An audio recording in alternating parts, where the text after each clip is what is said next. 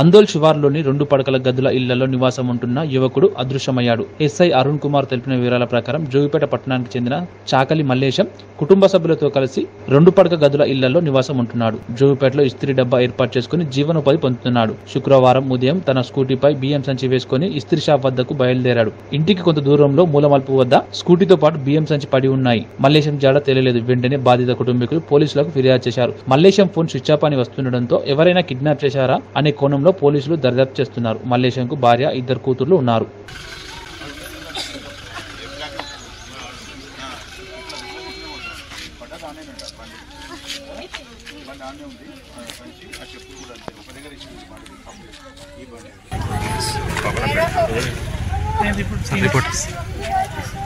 ఏ village ఉంటుంది